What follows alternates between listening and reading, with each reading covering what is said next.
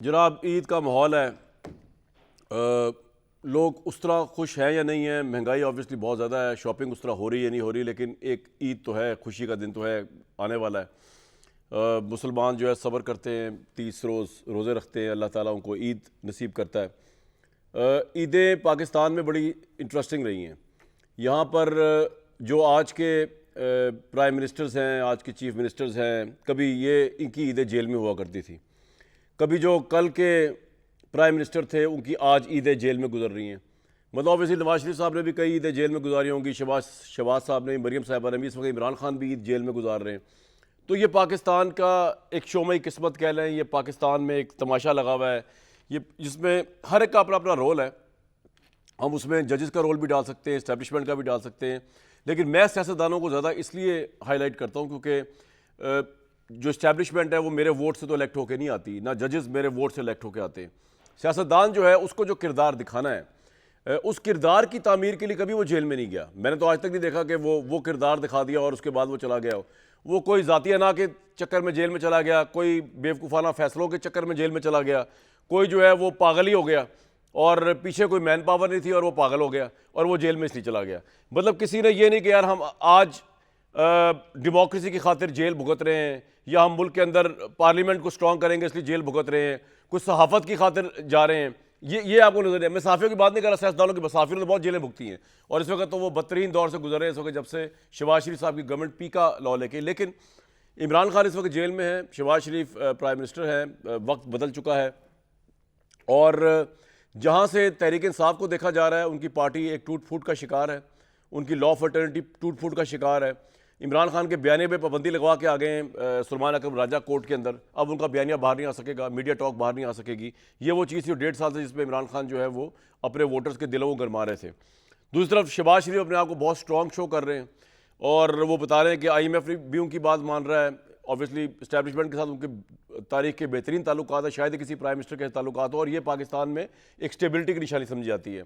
Economy کے اندر ان کو ہر جگہ سے قرضے مل رہے ہیں, بیرون ملک سے قرضے مل رہے ہیں, خواہ اس کے اندر اوبیسلی آرمی چیف کا رول, لیکن شہباز شریف کی گورنمنٹ اسٹرینتھن ہو رہی ہے, ان کو کوئی اپوزیشن کا سامنا نہیں ہے. اپوزیشن جو ریئل اپوزیشن ہے تحریک انصاف, وہ ڈیوائڈڈ سیلف ہے. جو دوسری اپوزیشن ہو سکتی تھی پیپلز پارٹی, وہ حکومت میں نہ دکھائی دیتے ہوئے بھی شامل ہے. تو یہ ساری سچویشن کے اندر جو ہے لگ یہ رہا ہے کہ اگر سچویشن ایسی رہی تو شاید اب کی دفعہ تاریخ یہ بن جائے کہ کوئی پرائم منسٹر 5 سال پورے کر جائے اور کوئی لیڈر جیل بھی 5 سال کر جائے, کوئی ڈیل نہ ہو, نہ کوئی ڈھیل ہو, وہ اندر ہے اور وہ باہر ہو. اس سچویشن کے اندر پاکستان کیا ترقی کر سکتا ہے کہ اگر ہم عمران خان کو ایک لمحے کے لیے بھول جائیں اور ہم یہ بھی بھول جائیں کہ کس طرح حکومت کیا حکومت, لیکن حکومت چل رہی ہے, اکانومی بہتر ہو رہی ہے, آئی ایم ایف سے قرضے مل رہے ہیں, آئی ایم ایف خوش ہے, ریلیف مل رہا ہے, تو اس کا مطلب لوگ جو ہیں وہ خوشحال ہو جائیں گے, آہستہ آہستہ قرضے بھی اتر جائیں گے اور لوگ جو ہے ان تمام چیزوں کو, باقی چیزوں کو بھولتے چلے جائیں گے. کیا اس طرح دیکھنا چاہیے پاکستان میں تاریخ کیا اس طرح بننے جا رہی ہے, یا یہ باؤنس بیک ہوگا کہ جی عمران پھر باہر آئے گا, پھر یہ باقی کے سارے اندر جائیں گے, پھر یہاں پہ نیا سیاست شروع ہوگی اور یہی چلتا رہے گا سرکل جو ہے.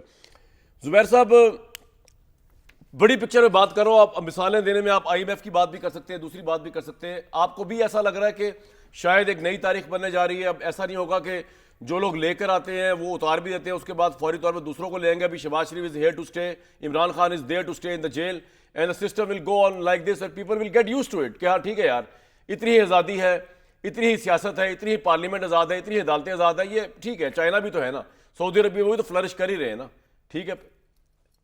پرابلم کیا ہے؟ جی بالکل صحیح بات ہے Kamran, thank you very much. بڑا اچھا آپ نے ٹاپک ہے. ایک تو یہ ہے کہ یہ پہلی دفعہ نہیں ہوگا کہ ایسا ہی چلتا رہے گا اور 5 سال پورے ہو جائیں گے. ابھی 2002 میں جب الیکشنز ہوئے تھے, جنرل مشرف پاکستان کے صدر اور آرمی چیف تھے, تو باوجود اس کے کہ 2 سب سے بڑی جو پولیٹیکل پارٹیز تھی, پی پی پی اور پی ایم ایل این, اس میں تو کوئی شک نہیں ہے, ان کو پیچھے رکھ کے اور کیو لیگ کو جتوایا گیا تھا. اور کیو لیگ نے پورے 5 سال پورے کیے تھے, ایسے ہی تھا نا, پورے 5 سال پورے کیے تھے. اور ضیاء الحق کے زمانے میں جو بھی حکومت تھی, جب تک ضیاء الحق نے خود اس کو برخاست نہیں کیا تھا تو وہ چل رہی تھی جنیجو صاحب کی حکومت. تو یہ ایک پہلے بھی ہو چکا ہے, لیکن ہم نے جب تاریخ دیکھتے ہیں پیچھے مڑ کے تو ہم نے یہی سبق حاصل کیا کہ وہ اس پہ پاکستان نہیں چل رہا ہوتا, وہ جو حکمران ہوتے ہیں ان کی حکومت چل رہی ہوتی ہے. عوام کے لیے کوئی فائدہ نہیں ہوتا کیونکہ سب کچھ الٹ ہو جاتا ہے. جنرل مشرف نے 17ویں امینڈمنٹ کی تھی تو آگے پھر کیا ہوا تھا؟ 18ویں امینڈمنٹ سے اس کو 17ویں امینڈمنٹ کو ختم کر دیا گیا تھا، ان کے سسٹم کو ختم کر دیا گیا تھا، جو کانسٹیٹیوشنل میجر چینجز کیے گئے تھے اس کو ختم کر دیا گیا۔ یہ صرف وقت کے حساب سے ہوتا ہے۔ وہ جو رولرز بیٹھے ہیں، کیونکہ ہمارے پارلیمنٹ میں آپ نے کہا کہ آپ سیاستدانوں کو زیادہ بلیم کرتے ہیں، بالکل صحیح کرتے ہیں اور ان کا قصور ہے بھی، اور اس میں تاریخ میں ہمیں اتنا پیچھے جانے کی ضرورت بھی نہیں ہے۔ 2019 میں جب جنرل باجوہ کو ایکسٹینشن ملنی تھی تو ساری پولیٹیکل پارٹیز جس میں صفیں آرا تھیں، پی ایم ایل این، ہاتھ باندھ کے کھڑی پی ہوئی پی پی، ایم کیو ایم، سب 330 ہاتھ باندھ کے کھڑے تھے، لیکن اس دن جھوٹ بول رہے تھے۔ اس دن کہہ رہے تھے کہ پاکستان کی سیکیورٹی کی سچویشن ایسی ہے، اس لیے ایکسٹینشن ضروری ہے۔ آج بلا کے کسی سے پوچھ لیں، اصل میں اگر کوئی ہمت سے ہی کہے گا تو وہ یہ مانے گا کہ ہم ڈر کے کر رہے تھے۔ تو یہ جو ڈر والا سسٹم ہوتا ہے نا، یہ کبھی لانگ لاسٹنگ نہیں ہوتا۔ جو آپ نے چائنا کی اور سعودی عربیہ کی اگزامپل دی ہے وہ بالکل ڈفرینٹ ہے۔ سعودی عربیہ میں جو سسٹم چل رہا ہے وہ ان کے آئین کے حساب سے چل رہا ہے۔ چائنا کے آئین میں ون پارٹی سسٹم، پاکستان کے آئین میں یہ نہیں ہے جو آج ہو رہا ہے۔ پاکستان کے آئین میں 1973 آئین میں ملٹی پارٹی سسٹم کا کانسیپٹ ہے، اچھا آپ جس مجھے ایک میں بات بتائیں، فنڈامنٹل رائٹس کا ہے، 74 سالوں میں independence of زبیر بھائی judiciary کا ہے۔ پاکستان کے آئین کی سپرٹ کے اوپر کب عمل ہوا ہے؟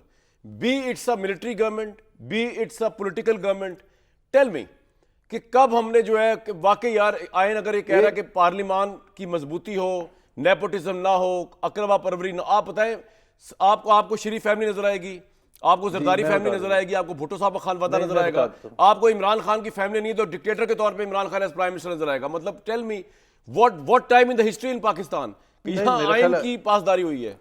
جی آئی تھنک جب کلوزسٹ پاکستان کے آئین کی پاسداری کے حوالے سے تھا 2008 سے 2013 تھا، باوجود اس کے کہ اس میں آپ بیچ میں یہ نہ لے کے آئیں کرپشن اور اکنامک گروتھ اور یہ وہ چیزیں، آئین کی ہم بات کر رہے ہیں۔ پرفارمنس خراب ہو سکتی ہے لیکن آئین، ایک جرنلسٹ بھی اندر بند نہیں ہوا تھا، ایک سیاسی اپوزیشن لیڈر اندر نہیں بند ہوا تھا، جوڈیشری اتنی انڈیپینڈنٹ تھی کہ سب اب کہتے ہیں کہ وہ زیادہ ہی انڈیپینڈنٹ تھی۔ افتخار چودھری صاحب اس زمانے میں چیف جسٹس تھے۔ میڈیا، آپ کو بھی اندازہ ہے کہ آپ کو کوئی کہیں سے فیڈ بیک نہیں آتا تھا کہ جی آپ نے کیا بولنا ہے یا کیا نہیں بولنا۔ تو آئین کی پاسداری تو یہی ہوتی ہے۔ پھر 18th امینڈمنٹ ہوئی، وہ میجر ایک، تو اب میرا بنیادی سوال آپ کو کیا لگتا ہے کہ امینڈمنٹ ہوئی، 7th NFC ایوارڈ ہوا